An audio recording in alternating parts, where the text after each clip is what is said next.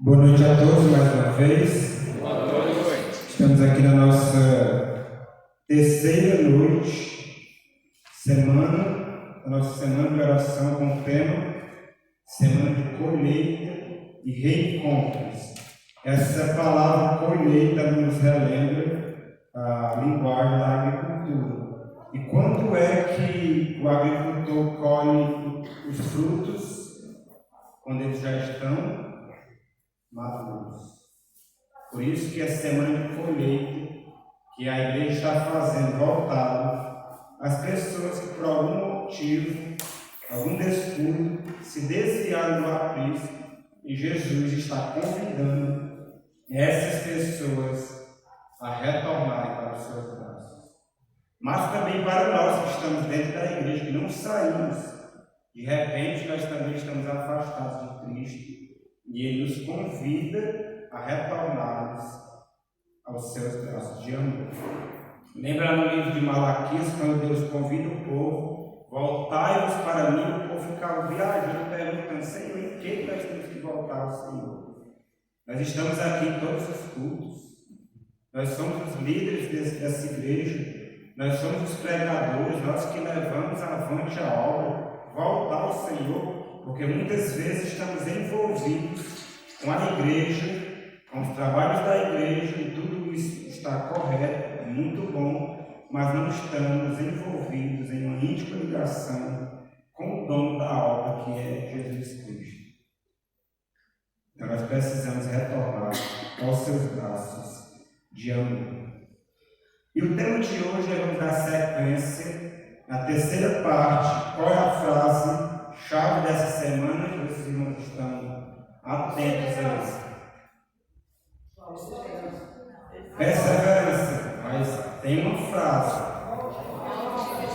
volte porque Cristo está voltando. Irmãos, sabem que muitas pessoas, e hoje nós vamos estudar um pouco sobre isso, mesmo conhecendo, estão tão desatentas ao que está acontecendo. Todos os sinais estão se cumprindo, todas as profecias estão se cumprindo diante dos nossos olhos, mas muitas pessoas dentro e fora da igreja, as que se afastaram, não estão percebendo. E Jesus nos convida a nos despertarmos dentre os mortos. Obviamente que é uma morte espiritual. E se nós não nos despertarmos agora, enquanto ainda existe graça, nós iremos meditar aqui que haverá um terrível despertar no futuro bem próximo daqueles que tudo perderam no grande conflito da vida. Por isso nós precisamos despertar agora. E a palavra, não mais a frase, a palavra-chave é o quê? Perseverança. Por isso nós cantamos não desistir. Cristo vem logo. Jesus em breve voltará. Eu não sei quantos já viram nas redes sociais, existem umas imagens de umas pessoas que estão cavando diamantes. Alguém aqui já viu? E um está para dar a última alavancada e tem uma mina de diamantes, mas ele já estava cansado e ele desiste e retrocede. Mais uma pancada, irmãos, e ele estaria diante do tesouro. Muitas pessoas na sua caminhada falta bem pouco para receber a herança, para selar o seu destino com Cristo, mas retrocede. Porque mesmo que Jesus venha só daqui a 100 anos ou 1000 anos, que eu não creio, mas nenhum de nós viveremos esse tempo. Possivelmente nenhum de nós que é cristão viveremos mais 100 anos com a idade que nós já temos hoje. Mas mesmo que vivamos, não passa muito rápido. Então, hoje nós vamos meditar no terceiro motivo, porque não devemos desistir, como muitos e muitas pessoas estão desistindo, retrocedendo para o Egito. O primeiro motivo nós meditamos na primeira noite é porque somente aquele irmão Chiquinho aqui falou aqui nos louvores, somente aquele que perseverar até o fim, esse será salvo. Então, este é o primeiro motivo que eu coloquei. O segundo motivo nós meditamos ontem, que é porque Cristo, o autor da nossa salvação, ele não desistiu de nenhum de nós. E nós meditamos aqui em alguns versículos ontem, que no final do mistério de Jesus, embora toda a sua existência tenha sido uma vida de sofrimento e perseguições, mas no final do seu ministério, como Satanás agiu de forma intensa, tentando fazer com que Cristo desistisse da missão que ele veio realizar neste mundo. Mas Jesus, ele prosseguiu, ele foi avante até a morte e morte de cruz. Amém? Amém. E hoje nós vamos meditar no terceiro motivo, porque jamais devemos desistir. E eu convido os irmãos para abrir suas Bíblias de Mateus, no capítulo 12. Lembrando que foi o próprio Jesus que falou estas palavras, nas quais iremos ler neste momento. Porque é tão difícil retornar para Cristo depois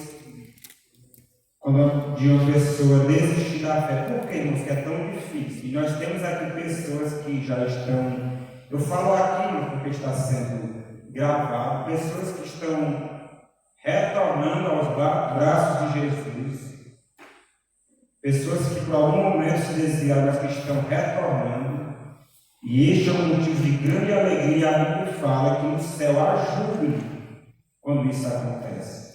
Amém. Então isso é um milagre de Deus, mas nós sabemos que é muito difícil. E por que é tão difícil, nós iremos meditar nesta noite. Por isso, se a nossa caminhada hoje com Cristo já está difícil, não nos iludamos com o pensamento de que se nós dermos umas férias, depois poderemos voltar em situações mais satisfatórias para nós, porque isso nunca irá existir. Mas antes de ler o texto aqui de Mateus, vamos fazer uma breve oração. Santo Deus, amado Pai, nós te agradecemos por mais este momento, por estarmos aqui diante de Ti neste momento, para ouvir a Tua palavra. Fala com cada um de nós, Senhor, que o Teu Santo e Teu Espírito, que já se faz presente no nosso meio, seja o nosso mestre, o nosso instrutor neste momento. Nós te oramos em nome de Jesus. Amém. Amém. Mateus capítulo 12, vamos ver os versículos 43 ao 45. Aqui Jesus fala da estratégia de Satanás. Nós sabemos em Apocalipse 12, falando da igreja de Jesus, do povo de Deus, Satanás perseguiu essa igreja desde o princípio, tentou matar o autor dela, que foi o Cristo, o Jesus, o Messias, o Redentor, o Salvador, tentou induzir ao pecado, mas sem êxito, tentou de todas as formas fazer com que ele retrocedesse, desistisse da missão que ele veio realizar aqui na terra, mas ele não teve êxito nenhum. Jesus esmagou a cabeça dele na cruz do Calvário, sendo assim o vencedor no grande conflito. Então Satanás agora, ele aponta todas as suas armas, restrito ao planeta Terra, agora contra a igreja de Deus, contra o povo de Deus. E repetindo o que eu falei na primeira noite, no domingo, aquelas pessoas, sejam homens, mulheres, jovens, crianças, que amam a Jesus e estão andando neste caminho estreito, são alvos especiais dos assaltos de Satanás. Nós não devemos nos iludir que Satanás vai entregar-nos para vivermos a nossa vida com Deus em paz, sem tentar fazer com que nós também desistamos. Existe um conflito terrível, irmãos.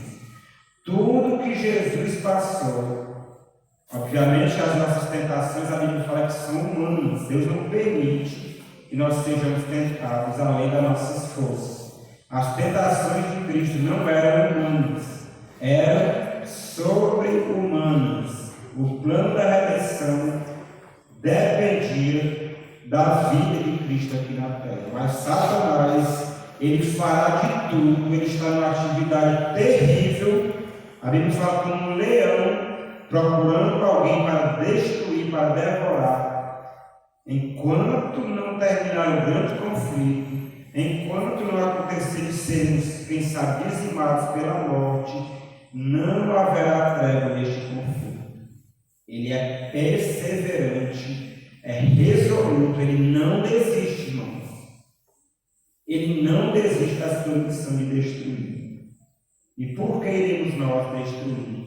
De uma missão tão mais sublime que Deus nos confiou, e uma promessa tão mais sublime que é da vida eterna. E aqui Jesus ele falando para os líderes religiosos da sua época, ele já havia tentado de todas as formas levá-los a reconhecerem a ele como Messias, mas sem isso, Satanás havia cegado a mente daqueles homens. A partir do versículo 43, leiam comigo do capítulo 12 de Mateus. A Bíblia fala, o próprio Jesus falou, quando o espírito imundo sai do homem, quando é que o espírito imundo sai do homem? Quando ele se converte, se batiza. Então, quando a pessoa está separada de Cristo, não importa onde ela esteja, qual a sua posição social, um espírito maligno é quem domina a vida dela. Isto é a palavra de Deus que diz categoricamente, na qual não existe como escaparmos disso. No grande conflito, ou nós estamos do lado de Jesus, ou nós estamos do lado de Satanás, ou nós fazemos a vontade de Deus ou a vontade do maligno. Não existe uma terceira via, uma terceira opção. Isso não é politicamente correto nessa geração, mas essa é a realidade do grande conflito, ponto final. Então Jesus fala que quando o espírito imundo sai do homem, quando ele se entrega à guia de Cristo, por que ele sai? Porque um outro espírito, não com E minúsculo, mas com E maiúsculo, toma posse da vida daquele homem. O Espírito Santo, tornando aquela pessoa uma nova criatura. Então o espírito maligno se retira. E a Bíblia fala que ele anda por lugares áridos, procurando repouso, porém não encontra. O que é que Satanás, os espíritos malignos, andam fazendo? Procurando repouso. Eles não param, eles estão sempre à busca de um coração, de uma mente desapercebida, ocupada, inquieta, cheia de dúvida, cheia de conflitos e, sobretudo, vazia das coisas de Deus. Versículo 44 continua Jesus dizendo para nós: por isso diz o espírito maligno: voltarei para a minha casa de onde saí. De onde foi que o espírito maligno saiu? Daquela pessoa que aceita a Cristo e recebe o Espírito Santo. E tendo voltado, a encontra como? Vazia, varrida e ornamentada. Vazia de que, irmãos? De Deus.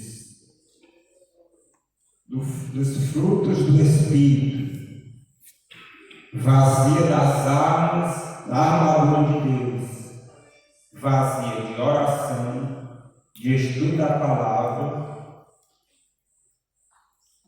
de congregar. É todo um processo, irmãos, que está aqui incutido nesse versículo, que esse espírito imundo é todo um processo trabalhando para fazer com que essa pessoa se desvie da fonte de poder, se esvazie de tudo que é divino, até chegar o momento de ele poder tomar posse novamente da vida dessa pessoa.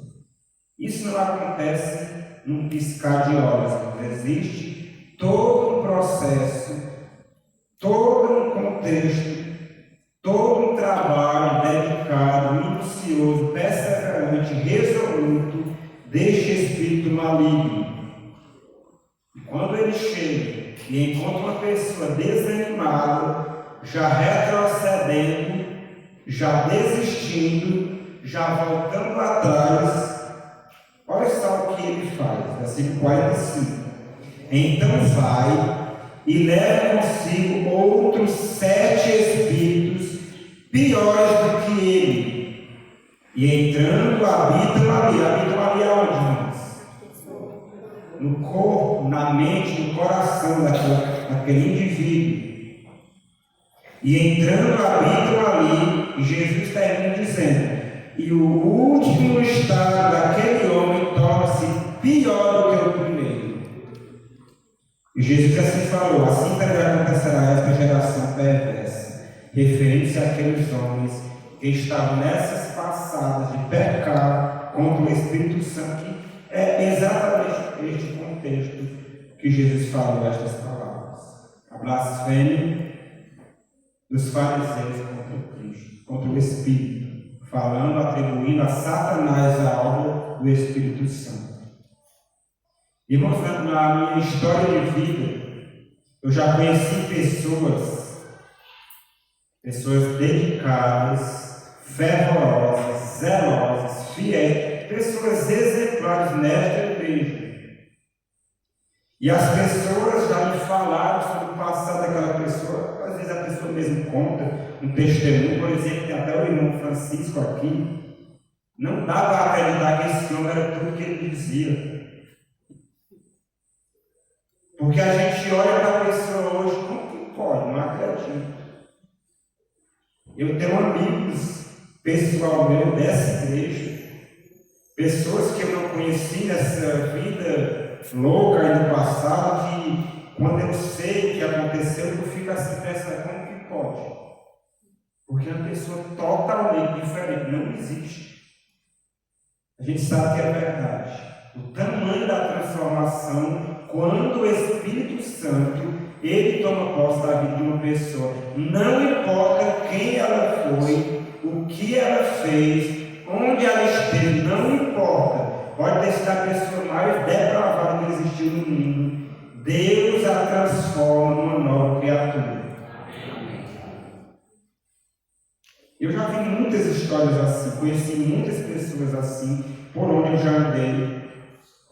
Mas também, irmãos, eu já vi pessoas, já conheci pessoas, e conheço ainda, que vivem uma vida tão desregrada, tão dissoluta, tão alienada de Deus. E quando as pessoas falam, você sabe quem era essa pessoa? Era um pregador poderoso do Evangelho. Era um missionário poderoso que pregava e as pessoas se rendiam aos pés de Cristo. Não é possível. Não bate. Não tem alguma coisa errada. E nós começamos a entender o contexto daquilo que Jesus estava falando. Quando uma pessoa se afasta de Deus, aquele espírito maligno que havia, o Espírito Santo obrigou a se retirar da vida daquela pessoa que se rendeu a Cristo. Mas esse espírito ele continua procurando repouso, ele continua trabalhando para fazer com que essa pessoa ceda para ele, abra espaço para ele, nem que seja bem pequeno. Lembra do que Salomão falou? Cuidado com as raposinhas lá na vinha. Até onde eu sei, raposa não come uva, mas elas causam um estrago terrível no vinho. Cuidado com as pequenas coisinhas, as pequenas fissuras, os pequenos espaços que a gente segue para o maligno. É exatamente, unicamente isso que ele precisa para ir tomando posse aos poucos. Lembra de ontem, Judas? Jesus procurando trabalhar com ele, mas Satanás também estava trabalhando com ele durante o ministério de Cristo. Chegou um momento que ele cedeu tanto, ele abriu tanto espaço ao maligno, que o próprio Satanás ela toma posse dele em pessoas. E Jesus falou, assim acontecerá com esta geração, com essas pessoas que retrocedem do caminho da salvação. O apóstolo Pedro, que estava presente quando Jesus falou isso, posteriormente, depois de ter recebido o Espírito Santo, ele fala exatamente a mesma coisa, mas olha só a linguagem que ele usa. 2 Pedro capítulo 2, nós vamos ler versículos 15 a 22. Leiam comigo, olha só o que Pedro fala, no mesmo contexto que Jesus falou. E olha só para quem Pedro estava falando. Aqui ele começa falando dos falsos mestres, depois ele fala das pessoas que se deixam enredar por esses falsos mestres. Aí depois ele usa o exemplo do mundo antigo, nos dias de Noé. Ele usa o exemplo do mundo ali, por ocasião, nas cidades de Sodoma e Gomorra, que foram reduzidas a cinza, por causa da sua impiedade, por causa da sua apostasia. Ele contrasta com os justos que viviam naquelas gerações que foram preservados pelo ministério de anjos, e ele continua falando de pessoas que estavam não só retrocedendo, mas perseguindo e falando mal do caminho da fé que uma vez eles defenderam. E a partir do versículo 15, olha só o que ele fala: abandonando o reto caminho. Quem são essas pessoas? Pessoas que nunca fizeram parte do povo de Deus? Pessoas que nunca conheceram a mensagem? Existe possibilidade de uma pessoa que não é casada com outra abandoná-la? Não. Esposos abandonam esposa, muitas vezes esposas abandonam esposa, por quê? Porque eles são casados. Existe possibilidade de eu abandonar a fé católica, por exemplo? Eu não sou católico.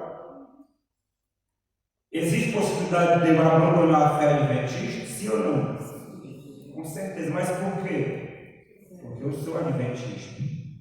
Então, Pedro está falando, inspirado pelo Espírito Santo, de pessoas que abandonaram o reto caminho. E ele continua falando: e se extraviaram seguindo pelo caminho de Balaão, filho de Beor, que amou o prêmio da injustiça. Versículo 17: esses tais são como fontes sem água, como névoas impelidas pelo temporal. Vai aonde o vento leva. Não estão firmes, alicerçados na rocha. Então, quando os temporais vêm, elas são levadas para onde queira o vento as guiar. Para eles está reservada a negridão das trevas. Obrigado.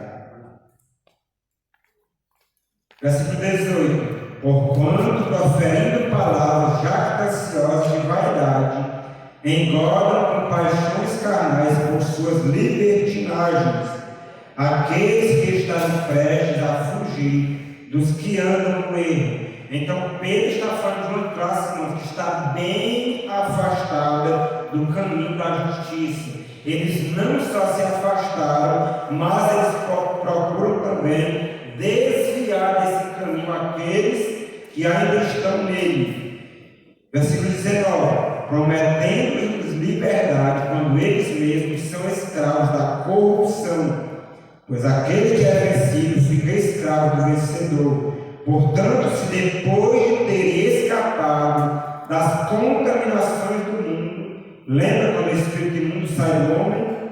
Mediante o conhecimento do Senhor e Salvador Jesus Cristo, se deixam enredar de novo e são vencidos, tornou-se o seu estado pior do que o primeiro. Lembra que Jesus falou? O seu último estado será pior do que o primeiro.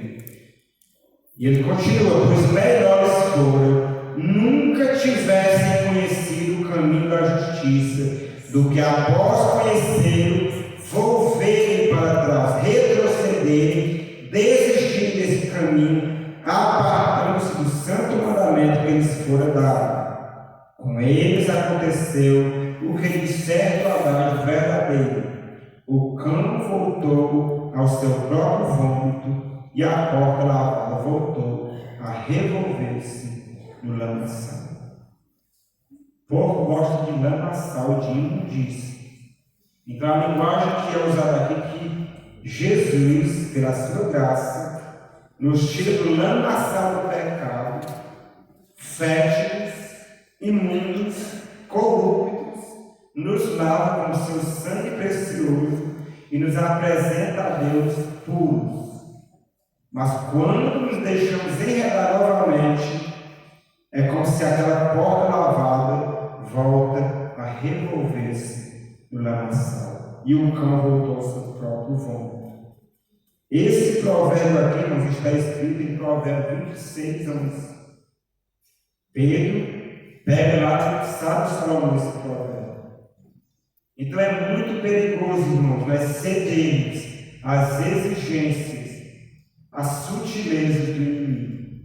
E repito, as pessoas que estão retornando aos braços de Cristo, louvado seja Deus, mas também não poderia ser desonesto, terá um grande conflito, terrível conflito a enfrentar com as forças do mal. Mas temos a promessa de Deus, que para cada provação Ele vai prover livremente para cada um de nós. Eu gostaria, irmãos, de ler aqui uma citação falando da obra-prima de Satanás nesse contexto que nós acabamos de ler. E no livro Temperança, na página 243, diz que é a obra-prima da habilidade satânica colocar homens em situação em que dificilmente possam ser alcançados pelo Evangelho. Lembra lá quando nos Salmos, quando Deus promete, é uma promessa que Ele vai nos livrar do laço do passarinheiro. É um laço que Satanás coloca as pessoas, que a pessoa fica numa cadeia de circunstâncias que se torna quase que impossível o Evangelho atingir eles. Nós vamos meditar aqui como que Satanás faz isso, para que o Evangelho não tenha nenhum poder sobre a vida dessas pessoas. O que Satanás faz? Eu estava perguntando a um jovem que nós crescemos juntos, somos do mesmo estado, da mesma cidade, do mesmo interior, que lá nós chamamos interior, mas aqui chama sítio ou roça, como faz. Crescemos juntos, morávamos juntos, fomos criados juntos na igreja. Eu estou falando desse rapaz, mas tem muitos outros que cresceram junto comigo na igreja e que já não estão mais entre nós. E nós estávamos aqui a trabalho e eu perguntei para ele: você tem vontade de voltar para a igreja? Nós estávamos ali, eu falei, já perguntei, já assim, já na cara, já assim, agudei para ele. Ele falou: eu tenho vontade demais. Eu até me assustei, conversa.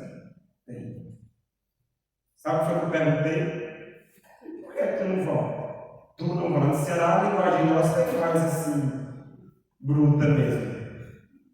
E rapaz, é difícil demais. É tanta coisa que eles falam assim, é um mar de circunstâncias. Está preso numa cadeia de circunstâncias. A renúncia, irmãos, a renúncia é muito mais terrível, muito mais grande. A pessoa já está presa em tantos maus hábitos que Satanás imergiu ela. Satanás não brinca, irmãos. Pode prestar atenção, a Bíblia fala isso, mas eu conheço por experiência própria. Muitas pessoas que pregaram o Evangelho, pessoas sãs, limpas, de vícios, saíram, se afastaram, se descuidaram por um momento ali de estudo, por não orar mais, não estudar mais, ou deixa de congregar também. É um abismo puxando a outro abismo. E se desviaram da fé. Irmãos, não demorou muito. Pessoas que não bebiam, tá, atolaram no alcoolismo.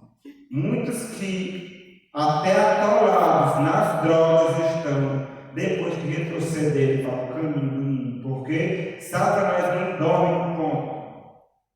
Muitas vezes é nós que estamos dormindo, mas Satanás, ele é um inimigo astuto e está sempre na ativa.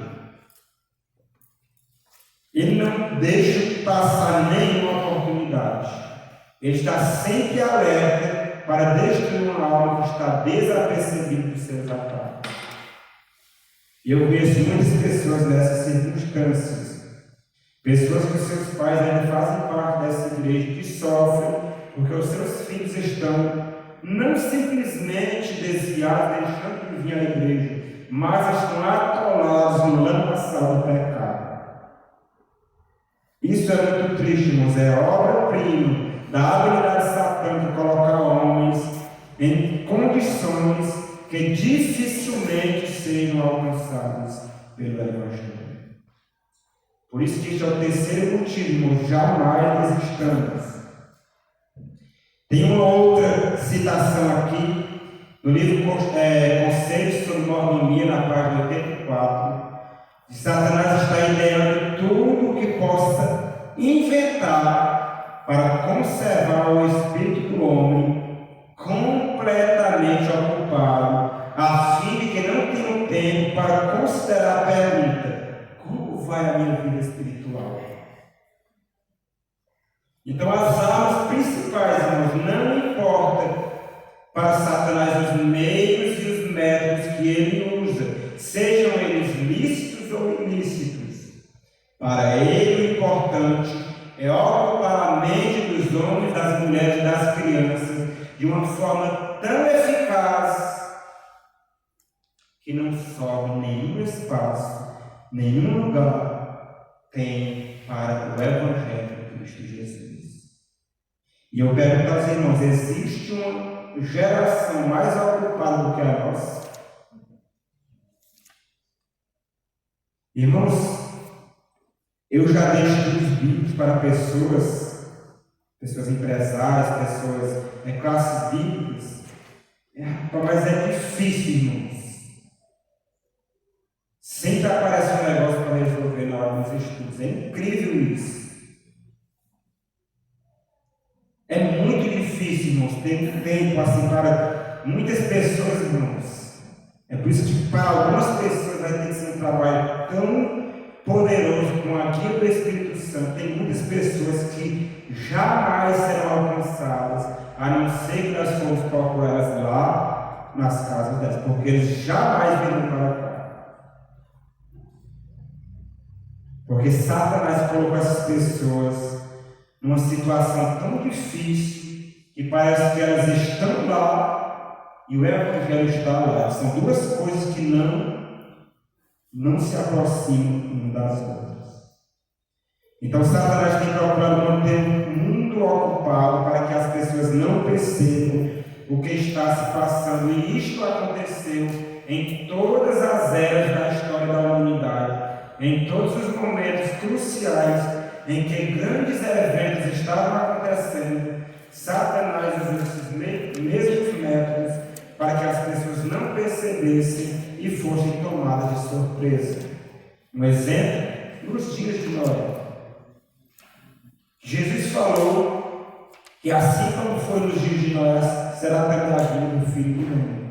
Porquanto assim como foram nos dias anteriores ao dilúvio, comiam, bebiam, casavam e davam-se em casamento, rotina normal, até o dia que Noé entrou na arca, e não o perceberam, senão quando veio o dilúvio e os levou a todos. Lucas fala, e destruiu a todos.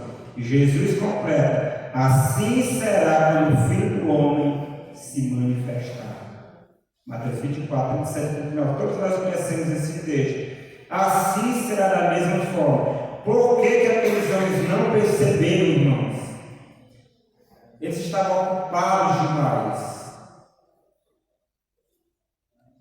Satanás tem prendido os homens nos divertimentos, nos jogos, nos esportes.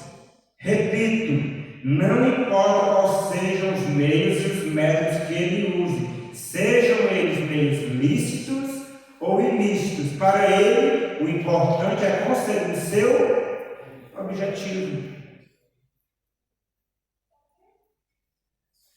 E é incrível como Satanás consegue manter a mente de todas as massas da população em um assunto específico, irmãos. Dos mundanos, como nós costumamos dizer, mas também dos profetas cristãos que dizem estarem aguardando o Senhor Jesus Cristo em glória e majestade.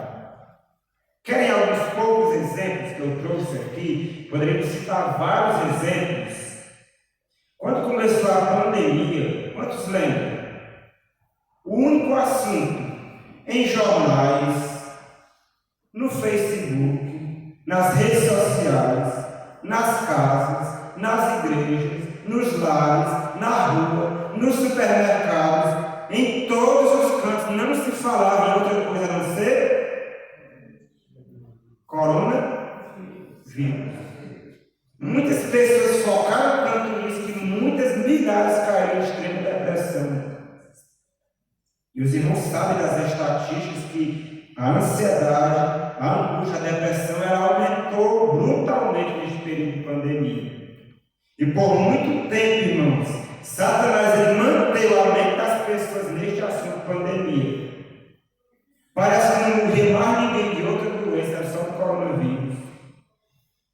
Parece que ninguém adoecia mais de outra coisa, era só do coronavírus. Eu estou falando aqui com muito respeito, muitas pessoas realmente perderam seus entes queridos essa doença terrível. Mas a Bíblia fala que nós devemos olhar para quem?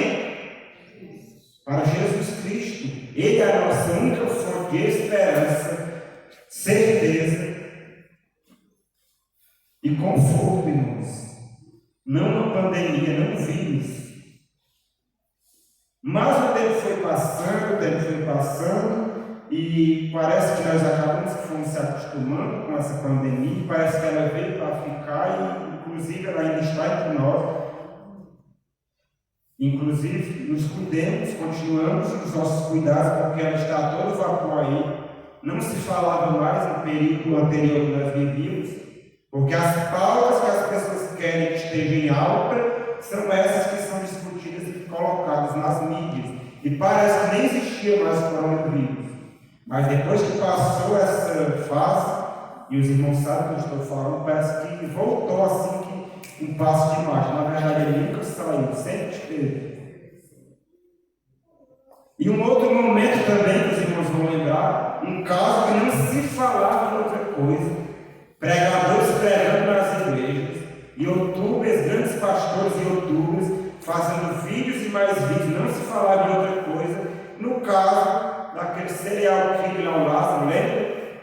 Não se falava em outra coisa nos jornais, nas igrejas, nos períodos de oração quarta-feira, só se falava nisso. Eu não sei aqui, mas em todo lugar só se falava nisso. Satanás ele tem uma habilidade muito grande de mandar, de direcionar a mente das pessoas para o assunto que ele quiser, desde que desvie das verdades essenciais à salvação, que é o que realmente vai nos levar para o céu. Mas passou também esse período, e agora, recentemente, passamos por um outro período, que foi o período eleitoral, esse contexto político que nós vivemos aqui no nosso país, e parece que não se falava mais em outra coisa também. Muitas pessoas estavam com a mente tão focada nisso, que até mesmo nos cultos não conseguia falar mais em outra coisa. Era só esquerda, direita, L ou B, era uma loucura, porque Satanás tem poder em manter a mente das pessoas dos assuntos que ele quer, para que as pessoas não percebam o que está se passando no mundo espiritual, e quando o fim vier, não irão perceber como nos dias de Noé. Mas passou novamente, irmãos. Pelo menos deu uma aliviada, né? Não sabemos o que vai se dar nos dias seguintes. Mas agora tem outro assunto em alta, não no Brasil, não em Pinda, não no Ceará, não no Japão, mas no mundo inteiro, que é o quê? A Copa do Mundo. fala em outra coisa. É incrível isso, irmãos. O zelo das pessoas é incrível. Quando nós chamamos irmãos da nossa igreja, vamos estudar profecias, vamos meditar nos assuntos aqui importantes, as profecias estão se cumprindo, olha os eventos que estão acontecendo, viu aquele evento tal, isso aqui implica nas profecias, vamos estudar, vamos nos reunir, vamos na igreja, vamos na casa do irmão. Quantos vêm? Nenhum. Agora, para assistir jogo de Copa, eu não estou aqui entrando nos méritos da questão, se é lícito ou é ilícito, mas entenda o contexto. Para se juntar, para assistir o jogo da Copa, é incrível como grandes números de adventistas do século se reúnem para assistir. E eu posso falar isso que eu não sei se é o caso aqui da igreja. Mas é incrível, irmãos. Como Satanás tem a habilidade, ele leva as pessoas para onde ele quer. E no mundo, irmãos, não vai te admirar, mas quando nós vemos isso acontecer dentro da igreja, que situação.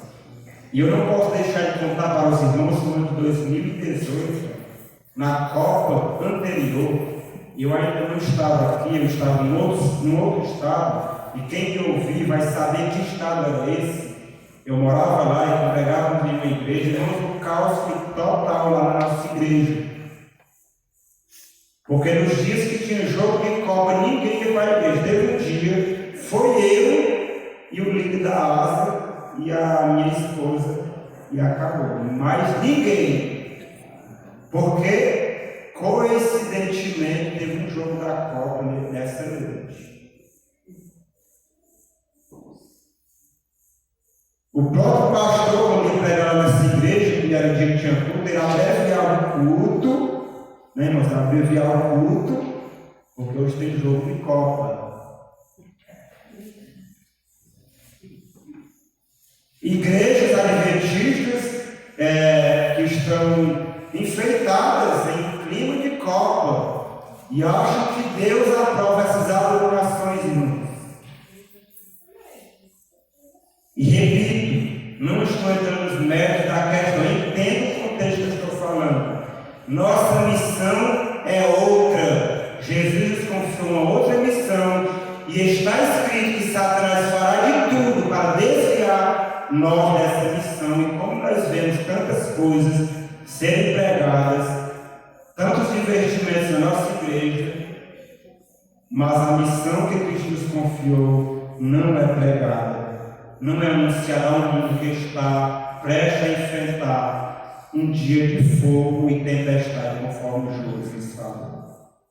E a incumbência de Cristo para nós é salvar-nos, arrebatando-os do fogo que irá irromper sobre o nosso mundo. Tenhamos cuidado, irmãos. As pessoas estão observando como nós iremos reagir neste período de Copa do Mundo. Eu escuto os comentários das pessoas. Olha, aqueles rapazes que são da igreja, são exatamente como nós. Por que você é adventista e não faz isso? Ah, porque ela está escrita assim. Não, mas eu conheço outra adventista que faz. Por que vocês não fazem essas coisas aqui? Eu quero saber. Situação, né, irmãos? Então, Satanás ele quer manter as pessoas de mente ocupada. No livro Atos dos Apóstolos, na página 219, diz que agora que o fim de todas as coisas terrestres está se aproximando rapidamente, Satanás tem feito desesperados esforços para enredar o mundo. Está arquitetando muitos planos para, primeiro, ocupar as mentes, e segundo, e distrair a atenção das verdades essenciais à salvação. E é nos dito que toda cidade, os seus agentes estão ativamente organizando em partidos a todos os que se opõem à lei de Deus. O grande enganador está em atividade para introduzir elementos de confusão e rebelião, e os homens estão sendo possuídos de ardente zelo que não está de acordo com o entendimento. que a Bíblia fala? Que aqueles que não têm entendimento caminham para a destruição. Irmãos, tanto zelo, as pessoas são tão zelosas, e eu aprendi muitas lições com isso, irmãos. As pessoas são tão zelosas naquilo que elas amam, que elas reverenciam. Muitas vezes na nossa igreja existem situações bem contrárias aos princípios e nós simplesmente vemos e achamos tudo normal. Experimenta, irmãos. Experimenta. Um dia, acho que foi em 2014, eu presenciei uma cena bem interessante. Uns jovens estavam jogando videogame, era futebol, bem ali. E uma pessoa chegou lá, tinha tomado umas, inventou de desligar a televisão e mostrar aquilo. Experimente atrapalhar alguém que está assistindo um jogo da Copa do Mundo, para ver se você não sai de lá e que você já fosse. Por que na igreja nós não temos esse zelo, irmãos? Isso é retroceder imperceptivelmente para o mundo. E a Bíblia fala que quando vier a tempestade, muitos de nós, e eu não estou falando da igreja, eu estou falando de nós como um povo mundial, muitos de nós iremos ser lançados fora na sabedoria, porque nós somos exatamente iguais às pessoas que estão lá no mundo. Amamos o que elas amam, nos entretemos como elas se entretêm, somos exatamente iguais. Por isso que Jesus convida: não retrocedam, retornem para mim, voltai-vos para mim. Iremos nós ter a humildade de reconhecer que estamos distantes dele e precisamos retornar para ele, isto é, retornar para o caminho estreito. Porque muitos estão trilhando em caminhos largos, espaçosos, mas professando estaria dando um caminho estreito. E Jesus nos convida a cautelar, tenham muito cuidado. Satanás está trabalhando ativamente como nunca antes, irmãos. E a prioridade é uma palavra-chave que nós precisamos, e todos nós temos na nossa vida. Porque para assistir um jogo de Copa, o mundo para. As empresas fecham, os funcionários são liberados, os trabalhadores deixam de produzir, mas para assistir um culto, para ouvir uma mensagem, para receber um convite de salvação, eu não tenho tempo. Por que não tenho tempo? Porque é tão difícil retornar para o Evangelho, para Cristo. Irmãos, eu estou falando de retornar para Cristo. No livro Testemunho para a Igreja, volume 5, página 172, fala que muitos vêm para a igreja, mas não vêm para Cristo. Eu vou repetir, não é eu que estou falando. Muitos que vêm para a igreja, se unem à igreja, mas não se unem a...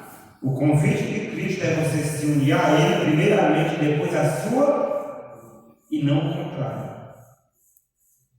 Eu quero terminar com um apelo novamente. Nós vamos ler aqui em Efésios, rapidamente, o último texto dessa noite. Efésios capítulo 5.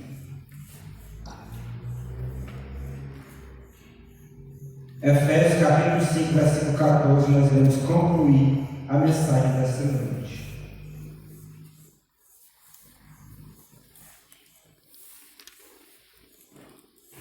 Essa mensagem, irmãos, ela é tão urgente, a mensagem no período aqui da história da humanidade que nós estamos vivendo, que ela é apresentada, que ela tem que ser dada em alta voz, como um grito, um alarde, para que as pessoas despertem. Não é aquela mensagem de simplesmente Jesus te ama, todos os caminhos levam a Deus, faça o que você quer, Deus quer o coração. Não fale contra o pecado, não fale contra práticas erradas, você vai expulsar as pessoas da igreja. São mensagens duras, porque ela tem um objetivo de nos despertar, irmãos, para que nós possamos sermos curados por Cristo. Versículo 14 diz assim: pelo que diz, desperta, ó tu que dormes, levanta-te de entre os mortos, e Cristo te iluminará. Despertemos, irmãos. A condição da igreja, lembra a parábola das 10 virgens? Quantas que dormiram? Todas. O irmão pregou recentemente agora para nós essa parábola. Ela é muito profunda, irmãos, e é para nós principalmente, claro que se aplica a toda a cristandade, mas principalmente para nós que somos muito orgulhosos, julgando sermos ricos e nada temos falta, e nem sabemos quem realmente nós somos. Por isso nós precisamos despertar, irmãos, levantar de entre os mortos. Por isso que nós necessitamos urgentemente de um reavivamento e de uma reforma da primitiva piedade. Eis a mais urgente das necessidades da igreja nestes dias, um reavivamento da primitiva piedade, e é por isso que nós não estamos sendo perseguidos. Haja um reavivamento da primitiva piedade, e as fogueiras serão reacesas novamente. Quando a igreja for inflamada pelo Espírito Santo e for reavivada, reformada, então será revelado quem realmente está nos caminhos de Cristo, irmãos. Por isso Deus diz: desperta, ó tu que dormes, porque quando a voz de Deus põe fim ao cativeiro do seu povo, ao terrível despertar daqueles que tudo perderam no grande conflito da vida, enquanto perdurou o tempo de graça, estiveram cegos pelos enganos de Satanás e desculpavam a sua conduta de pecado. O grande conflito para de 654. Então, em qual dos dois despertar vocês querem fazer parte? Quando vocês estão comigo no primeiro? Amém? Precisamos, irmãos. Deus está gritando aos nossos ouvidos pelos sinais aí fora, pelos sinais aqui dentro. Olha, irmãos, vamos olhar a moralidade da nossa sociedade, o caos moral que nós vivemos. Vamos olhar a inversão dos valores morais. Irmãos, antigamente, não tanto tempo assim, há 10 anos, 15 anos atrás, coisas que eram louváveis na sociedade hoje são repugnadas. E coisas que eram vis para Deus, continua sendo obviamente repugnáveis, hoje são louvadas e exaltadas. Parece que a virtude é fazer o que é vil, o que é mal, o que é corrupto. E Deus está nos convidando a despertarmos dos mortos, a nos retornarmos, nos voltarmos para Ele. Nós iremos ouvir agora, novamente, essa música que fala profundamente com cada um de nós, que nos convida a voltarmos para Cristo. Não endureçamos o nosso coração a essa voz. Você está conseguindo ouvir essa voz? Vamos meditar este louvor neste momento.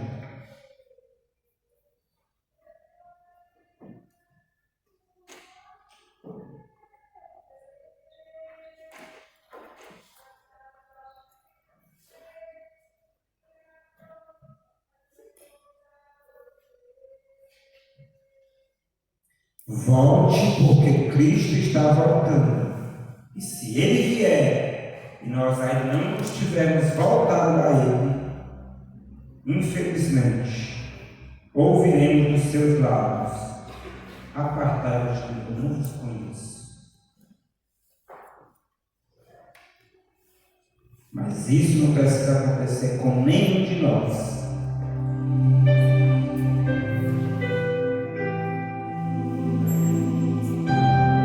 Talvez há muito tempo temos sentido essa vontade no nosso coração de nos firmarmos mais. É o Espírito Santo que está falando conosco. Não endureçamos a nossa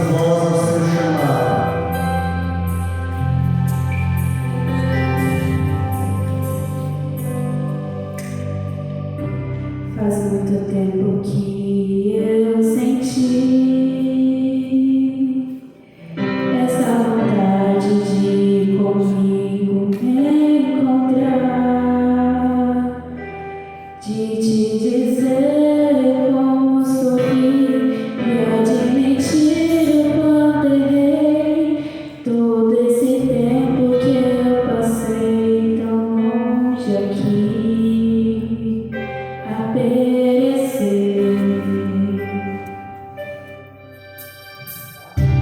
Não poderia imaginar que o meu passado tu pudesses esquecer. Os momentos que vivi, tu sempre estavas junto a mim e esperavas que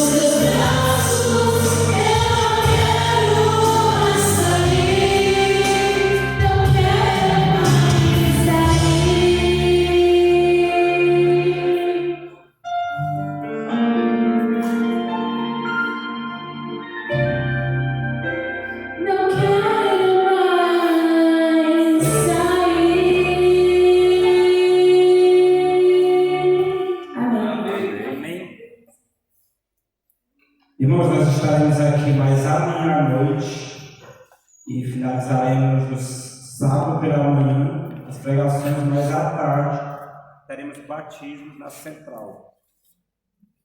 E durante essas noites eu estarei falando aqui sobre o apelo que Jesus está fazendo com cada um de nós. E no sábado eu vou concluir falando de um outro apelo, que não mais será Jesus, não mais será Deus, não mais será o Espírito Santo que irá fazer, um clamor que vai existir na terra. Vai ser tarde demais. Das pessoas que rejeitaram esse convite, mas vai ser tarde demais. Irmãos, vocês sabem o que é que significa uma pessoa sair do Ocidente ao Oriente, do Norte ao Sul, procurando ouvir a palavra de Deus? Eu nem consigo entender isso hoje. Porque hoje nós convidamos as pessoas, irmãos, as pessoas não querem saber de igreja, não querem saber de Bíblia, não querem saber de ouvir palavra. Eu quero saber disso, não quero minhas coisas, minhas vontades. Mas isso vai acontecer. Como? Eu não entendo, mas vai acontecer. Então eu quero convidar você que já tomou uma decisão a vir aqui à frente. Nós iremos orar nesse momento. Aqueles que vão se rebatizar, aqueles que vão renovar os seus compromissos, seus votos com Deus, aqueles que estão dentro da igreja, líderes, não importa. Nós sabemos as nossas lutas. Então eu convido você a vir aqui à frente. Nós vamos fazer uma oração de joelho nesse momento.